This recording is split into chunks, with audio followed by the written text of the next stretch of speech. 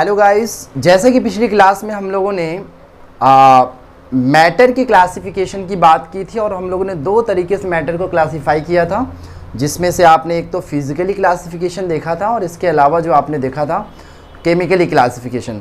तो बेटा आज की लेक्चर में हम लोग डिस्कस करने जा रहे हैं एक नया टॉपिक जिसे आप मोल कंसेप्ट कहते हैं। ये बहुत ही इंटरेस्टिंग टॉपिक है बेटा, आप इसको केयरफुल होकर के समझेंगे, बहुत मज़ा आएगा पढ़ाने के लिए। तो शुरू करते हैं मोल कॉन्सेप्ट। देखिए मोल कॉन्सेप्ट की अगर बात की जाए बेटा, तो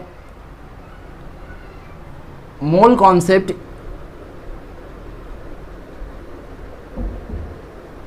it is unit to major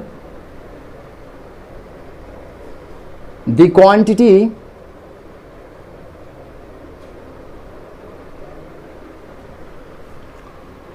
of any substance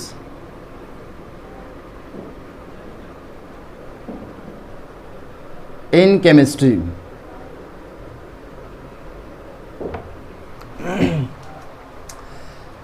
मोल जो है, अगर मैं मोल की बात करूं यहाँ पे,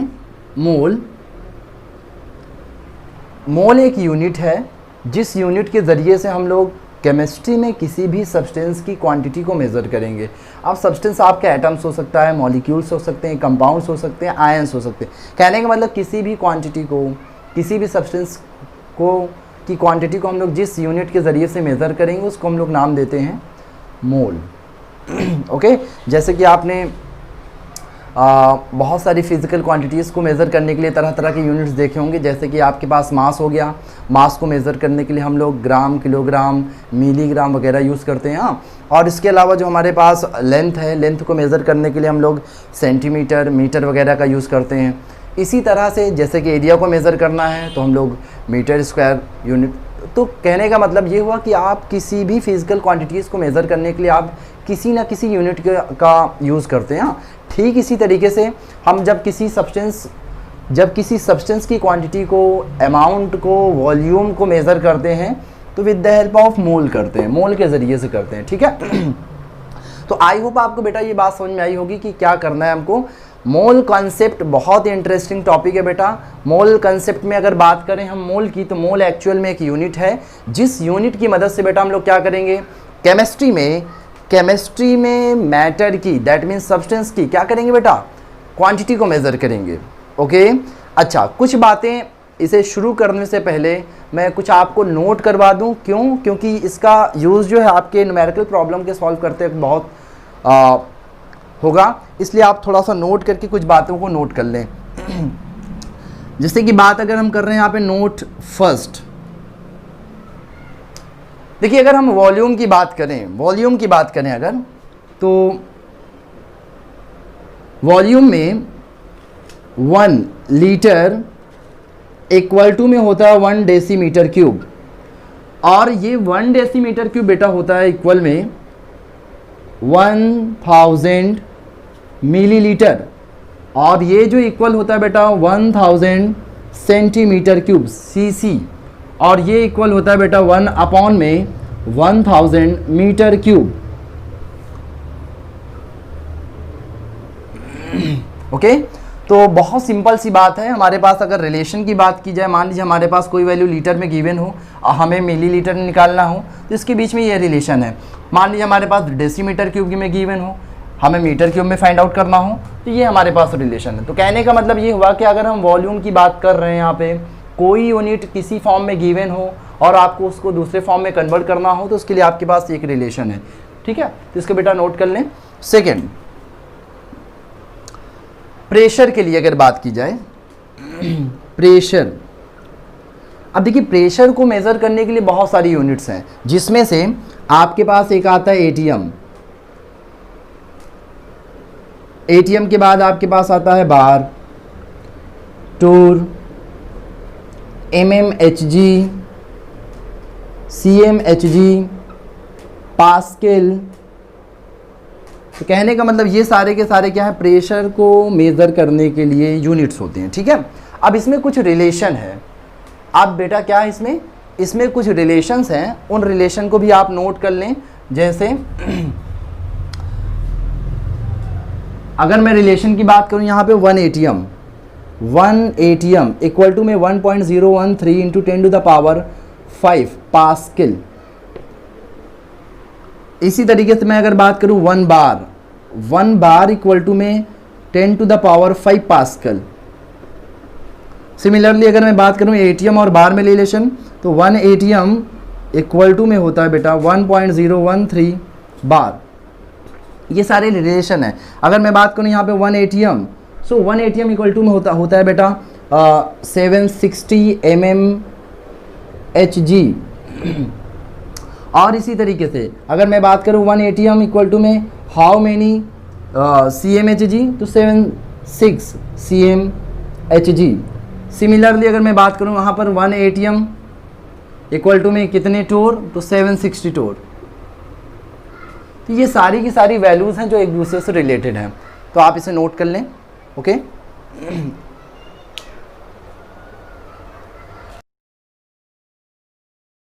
ओके तो इसी तरीके से अगर हम टेम्परेचर की बात कर लें, टेम्परेचर, अब देखिए टेम्परेचर का रिलेशन आप पहले भी पढ़ चुके हैं, फिर भी आप एक तरीके से रिवाइज कर लीजिए कि टेम्परेचर में जो हमारे पास यूनिट्स हैं केल्विन, डिग्री सेंटीग्रेड, फ़ारेनहाइट वगैरह, उसमें क्या रिलेशन होता है बेटा, ध्यान दीजिए। T degree centigrade divided by 5 equal to में T Kelvin minus 273 divided by 5 equal to में T Fahrenheit minus 32 divided by 9। This is the relation degree centigrade, Kelvin and Fahrenheit. ठीक है, तो मान लीजिए हमारे पास गिवन हो डिग्री सेंटीग्रेड में आपको केल्विन में वैल्यू को कैलकुलेट करना हो, तो इन दोनों को आप इक्वेट कर देंगे। अगर मान लीजिए आपके पास केल्विन में गिवन हो, फ़ारेनहाइट में निकालनी वैल्यू, आप फ़ारेनहाइट के साथ इक्वेट कर देंगे। तो कहने का मतलब ये है कि जितने भी आपके पास टेम्परेचर के यूनिट्स हैं उनको आप एक दूसरे में क्या कर सकते हैं, इंटरचेंज कर सकते हैं। ठीक है, तो हमने 3 तरह के यूनिट्स की बात की बेटा, जो आपके मोल कॉन्सेप्ट में प्रॉब्लम सॉल्व करते वक्त ज़रूरत में आएंगी। ठीक है, एक तो आपके पास हो गया कि जब वॉल्यूम हो, वॉल्यूम को आप लीटर में भी मेज़र कर सकते हैं, सेंटीमीटर में, सेंटीमीटर क्यूब में, मीटर क्यूब में कर सकते हैं, मिलीलीटर में कर सकते हैं, डेसीमीटर क्यूब में कर सकते हैं, और भी सारी चीज़ें। ठीक है, इसी तरीके से हम बात कर रहे हैं अगर प्रेशर की, तो प्रेशर को मेज़र करने के लिए ATM का यूज़ करते हैं, पास्कल का यूज़ करते हैं, बार का, टोर का, mmHg का, CMHg का वगैरह। ठीक है, और इसके अलावा अगर मैं टेम्परेचर की बात कर रहा हूँ, तो टेम्परेचर को मेज़र करने के लिए हम लोग क्या करते हैं बेटा, डिग्री सेंटीग्रेड, केल्विन और फ़ारेनहाइट, ये एक दूसरे से रिलेशन है इनके बीच में। वही बातें हमने फिर से नोट कर दी, एक आप इसे नोट कर लें, और इसी की मदद से हम लोग मोल कॉन्सेप्ट की शुरुआत करते हैं। ठीक है, फिर से एक बार बेटा ध्यान से सुन लें कि हम लोग को करना क्या है इसमें। हमारा टॉपिक आज का है मोल कॉन्सेप्ट। अब मोल कॉन्सेप्ट में हम लोग को मोल के बारे में डिस्कस करना है, मोल की पूरी डिटेल्स को डिस्कस करना है। मोल क्या है ये आप समझ चुके हैं। मोल क्या है बेटा, मोल एक यूनिट है जिस यूनिट की मदद से हम केमिस्ट्री में किसी भी सब्सटेंस की क्वांटिटी को मेज़र करेंगे। ठीक है, क्या करेंगे बेटा, क्वांटिटी को मेज़र करेंगे। ठीक है, अब वो कैसे मेज़र कर रहे हैं उसे हम लोग एक एक करके डिस्कस करते हैं। ठीक है, तो हम लोग को 3 टर्म्स पढ़ने हैं मोल के। एक है हमारे पास mole in terms of quantity, mole in terms of quantity. जो सेकेंड हम लोग को डिस्कस करना है बेटा, mole in terms of weight, mole in terms of weight. और एक हमें डिस्कस करना है mole in terms of volume. तो 3 टर्म की मदद से हम लोग किसी भी सब्सटेंस की क्वांटिटी को मेज़र कर पाएंगे बेटा। ओके, तो एक तो हम लोग पढ़ेंगे कि मोल इन टर्म्स ऑफ क्वांटिटी, एक पढ़ेंगे मोल इन टर्म्स ऑफ वेट, एक हम लोग डिस्कस करेंगे mole in terms of volume. तो एक एक करके डिस्कस करते हैं बेटा। आज के लेक्चर में हम मोल इन टर्म्स ऑफ क्वांटिटी की बात करेंगे और इसके अलावा मोल इन टर्म्स ऑफ वेट के बारे में डिस्कस करेंगे। हाँ, तो शुरू करते हैं। यहाँ पे सबसे पहला मोल इन टर्म्स ऑफ क्वांटिटी। सो अगर बात कर रहे हैं यहाँ पे मोल इन टर्म्स ऑफ क्वांटिटी की बेटा, ध्यान देंगे। देखिए, पहले बातों को थोड़ा सा गौर करके समझेंगे कि क्या है। देखिए, अगर मैं बात करूं यहाँ पर 1 दर्जन, अगर मैं बात करूं कि इन 1 दर्जन हाउ मेनी क्वांटिटी, तो आप बेटा आपको मालूम होगा कि 12 क्वांटिटी, एक दर्जन में 12 क्वांटिटी होती है, ये आप सबको मालूम है। ओके, अगर मैं ये कहूँ कि भाई 36 क्वांटिटी में हाउ मेनी दर्जन, 36 क्वांटिटी में अगर मुझे बताना हो कि कितने दर्जन होंगे, तो बेटा आप बताएंगे 3 दर्जन। क्या बताएंगे आप? 3 दर्जन बताएंगे। वो आपने कैसे पाया, ध्यान देंगे, आपने दर्जन को फाइंड आउट करने के लिए, क्या फाइंड आउट करने के लिए बेटा? दर्जन को फाइंड आउट करने के लिए आपके पास जो गिवन क्वांटिटी है, ये जो आपके पास गिवन क्वांटिटी है क्वांटिटी,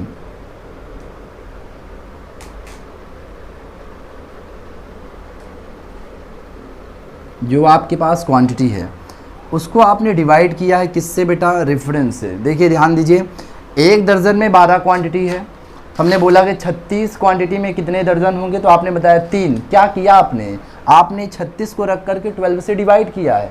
इसका मतलब जो आपके पास 36 है वो आपकी ओरिजिनल क्वांटिटी है, आपने 12 से डिवाइड किया, ये आपका एक रेफरेंस हुआ। क्या हुआ बेटा? रेफरेंस। कितना है? 12 क्वांटिटी डिवाइडेड बाई दर्जन।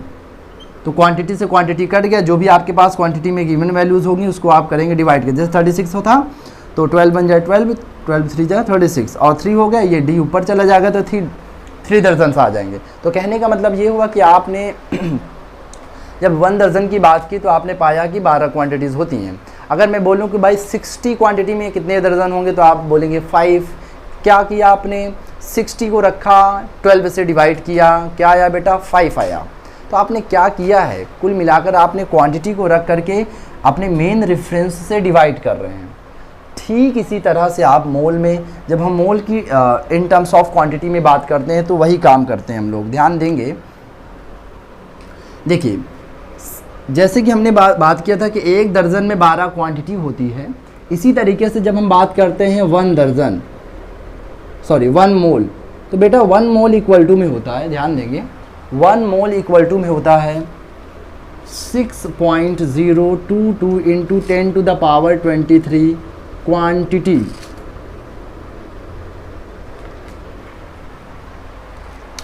जिस तरह से आपके पास 1 दर्जन में 12 क्वांटिटीज़ होती हैं, ठीक इसी तरीके से 1 मोल में 6.022 into 10 to the power 23 quantities होती हैं। ओके, अब ये जो क्वांटिटी है बेटा आप समझ रहे हैं, क्वांटिटी का मतलब यहाँ पर सब्सटेंस से है। अब ये सब्सटेंस आपके एटम्स हो सकते हैं, मॉलिक्यूल्स हो सकते हैं, या फिर आयंस हो सकते हैं। मॉलिक्यूल्स यानी कि कंपाउंड भी हो सकते हैं, ठीक है।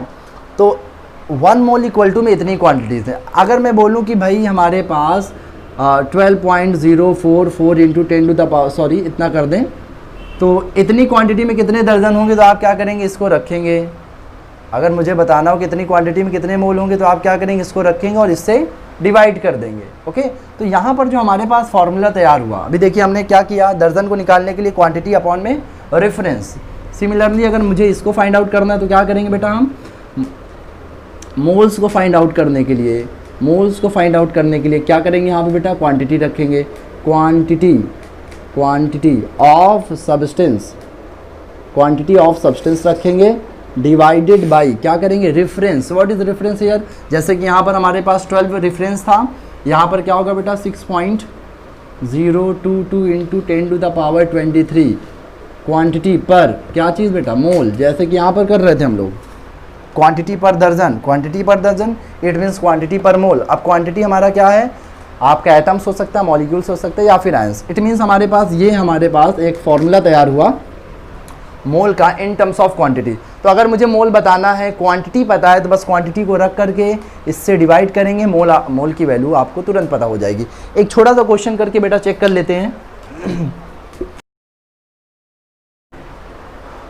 आई होप आपको बेटा ये बात समझ में आई होगी। करना क्या है, क्वांटिटी को अगर फाइंड आउट करना है, क्वांटिटी मतलब number of atoms, number of molecules, number of ions, number of compounds वगैरह अगर फाइंड आउट करना है तो क्या करेंगे बेटा? उसकी वैल्यू रखेंगे, इतने से डिवाइड कर देंगे, मोल की वैल्यू आप तुरंत पता कर सकेंगे। ठीक है, तो देखिए ध्यान से, क्वेश्चन है बहुत सिंपल सा क्वेश्चन है कि how many moles in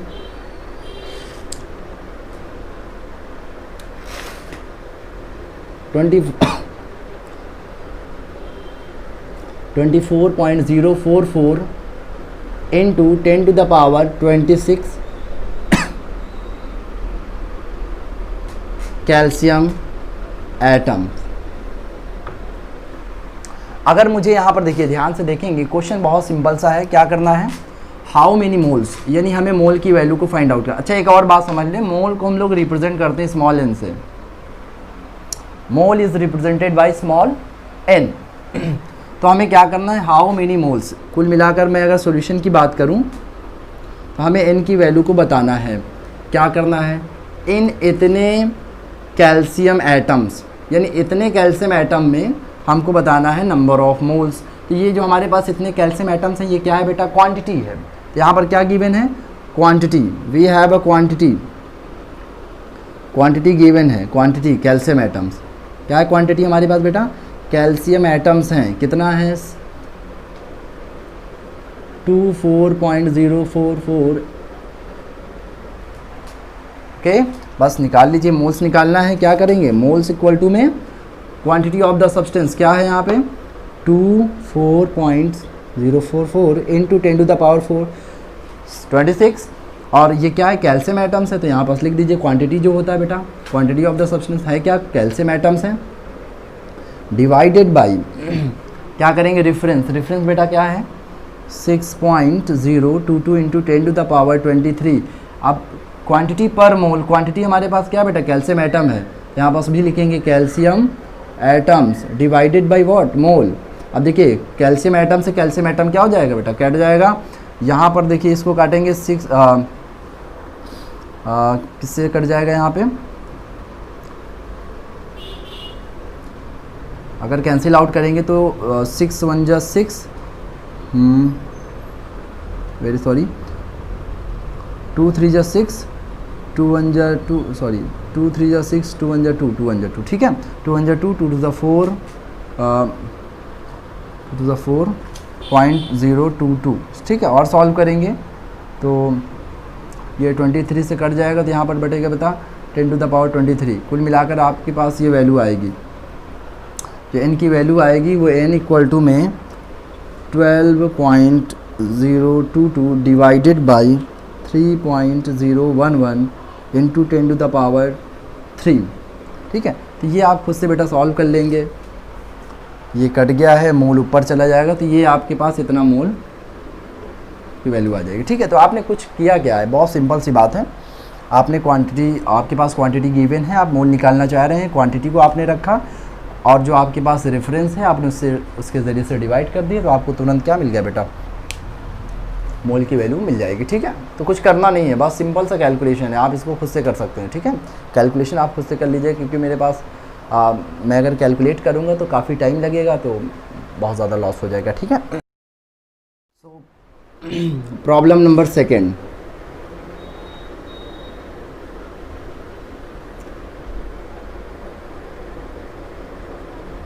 given है 0.5 मोल ऑफ कैल्शियम आयंस। ये आपके पास गिवन है 0.5 मोल कैल्शियम आयंस हैं एज अ सैंपल। सैंपल के फॉर्म में आपके पास गिवन क्या है बेटा, 0.5 मोल कैल्शियम आयंस। आपको कुछ चीज़ें फाइंड आउट करनी, जैसे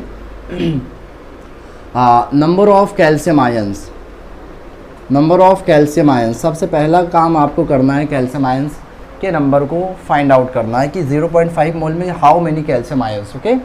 सेकेंड पॉइंट आपके पास है कैलकुलेट करने के लिए टोटल नंबर ऑफ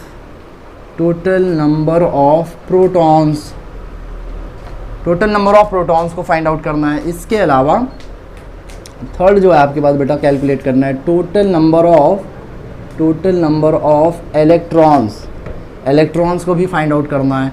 इसके अलावा आपको फाइंड आउट करना है बेटा total number of charges, total number of charges. आपको 4 चीज़ें कैलकुलेट करनी, बहुत ही सिंपल सा क्वेश्चन है बेटा।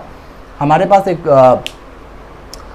एक सैम्पल गिवन है 0.5 मोल वाला ऑफ कैल्शियम आयंस।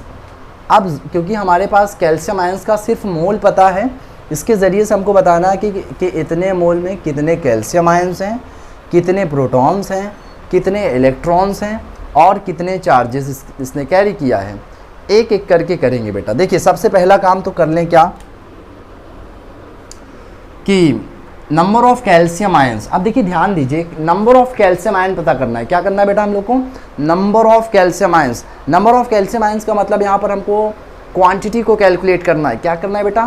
क्वांटिटी को कैलकुलेट करना है, क्वांटिटी ऑफ द सब्सटेंस निकालना है। मोल गिवन है बेटा, क्या निकालना है हम लोग को? क्वांटिटी पता करना है, यानी नंबर ऑफ कैल्शियम आयंस। तो अभी हमने जस्ट देखा कि number of moles equal to में क्वांटिटी अपॉन में Avogadro constant, Avogadro number 6.022 into 10 to the power 23 quantity per mole. हाँ, तो वही काम करना है, नंबर ऑफ कैल्शियम आयंस निकालना है। देखिए फिर पहला काम क्या करेंगे हम लोग? Number of calcium ions. अब अगर हमें कैल्शियम आयंस यानी टोटल नंबर ऑफ क्वांटिटीज़ को फाइंड आउट करना है तो क्या करेंगे बेटा? क्या करेंगे आप? नंबर ऑफ कैल्शियम आयंस निकालने के लिए क्या करते हैं हम लोग? मोल को मल्टीप्लाई। देखिए यहाँ पर क्वांटिटी है, इसे आपको कैलकुलेट करना है। मोल इधर है आपके पास 6.022 इंटू 10 टू द पावर 23 इधर है। आप क्या करेंगे? मोल को इससे मल्टीप्लाई कर देंगे, यानी क्वांटिटी निकालने के लिए मोल टाइम्स एवोगैड्रो नंबर। तो क्या करेंगे यहाँ पे? Moles times Avogadro number. इतना क्या निकालेंगे आप? कैल्शियम आयंस निकाल क्या रहे बेटा? आप कैल्शियम आयंस निकाल रहे हैं, ठीक है। अब ध्यान दीजिए, मोल्स कितना है? 0.5 times 6.022 into 10 to the power 23 calcium ions, calcium ions, ठीक है। अब देखिए सॉल्व कर लीजिए। 5 2 जा 10, 5 2 जा 10, 1 11, 5 6 30, ठीक है। और 3 1 4, 3.011 into 10 to the power 23 calcium ions. तो 0.5 मोल में बेटा इतने कैल्शियम आयंस प्रेजेंट हैं। ओके, तो पहला काम तो आपने क्या कर लिया कि क्वांटिटी को कैलकुलेट कर लिया कि कितने क्वांटिटी हैं 0.5 मोल ऑफ कैल्शियम आयंस में। अब सेकेंड बात अगर हम करें टोटल नंबर ऑफ प्रोटॉन्स, पहले ध्यान दें हमारे पास 0.5 मोल में पता ये चला कि इतने कैल्शियम आयंस हैं। इतने कैल्शियम आयंस कितने में है? किस में है बेटा? 0.5 मोल में इतने हमारे पास कैल्शियम आयंस हैं। हमें इन पूरे कैल्शियम आयंस में क्या पता करना है बेटा? Total number of protons. अब हमारे पास देखिए बेटा, हमारे पास इतने नंबर ऑफ कैल्शियम आयंस, बहुत ढेर सारे। अब समझ सकते हैं आप 10 टू द पावर 23 का मतलब समझ रहे हैं, बहुत ढेर सारे हमारे पास कैल्शियम आयंस हैं। तो पूरे कैल्शियम आयंस में बेटा हमको क्या करना है? पूरे कैल्शियम आयंस में हम लोग को बेटा क्या करना है?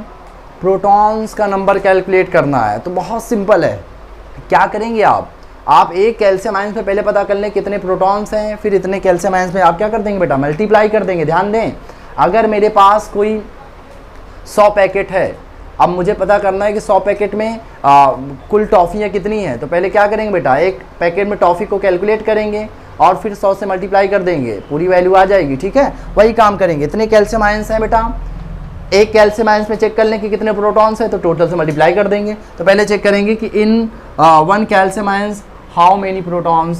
Okay, in 1 calcium ions, in 1 calcium ions the number of protons, the number of protons. ध्यान दें कितने प्रोटॉन्स हैं। देखिए कैल्शियम को आप जानते हैं कि कैल्शियम का एटॉमिक नंबर होता है 20। अब क्योंकि एटॉमिक नंबर 20 है तो जाहिर है कि इलेक्ट्रॉन कितने होंगे बेटा? 20 होंगे, और प्रोटॉन भी कितने होंगे? ये भी 20 होंगे। ओके, तो इलेक्ट्रॉन भी 20 है, प्रोटॉन भी 20 है। अब देखिए कैल्शियम ये एक एटम के फॉर्म में, हाँ, अब इसको हमें आयंस के फॉर्म में कन्वर्ट करना है। इसने क्या किया है? 2 इलेक्ट्रॉन लूज़ किया है, तभी तो कैल्शियम आयन में कन्वर्ट हुआ होगा। अब क्योंकि 2 इलेक्ट्रॉन निकाल दिया, बचा कितना इलेक्ट्रॉन बेटा? 18 इलेक्ट्रॉन। प्रोटॉन कितना बचा? प्रोटॉन तो 20 होगा, क्योंकि प्रोटॉन तो निकला नहीं है, इलेक्ट्रॉन ही निकला है। तो यहाँ पर इलेक्ट्रॉन तो आपका 18 हो गया, इसके अलावा प्रोटॉन कितना हो गया बेटा? 20 हो गया। तो हमने क्या देखा कि इन 1 calcium ion 18 electron 20 protons. Okay, तो हमें पता ये चला कि भाई एक कैल्शियम आयंस में 18 इलेक्ट्रॉन होते हैं, 20 प्रोटॉन्स होते हैं। तो बस एक कैल्शियम आयन पता चल गया हमारे पास 18 इलेक्ट्रॉन्स है, टोटल में निकाल लेंगे। तो क्या करेंगे बेटा,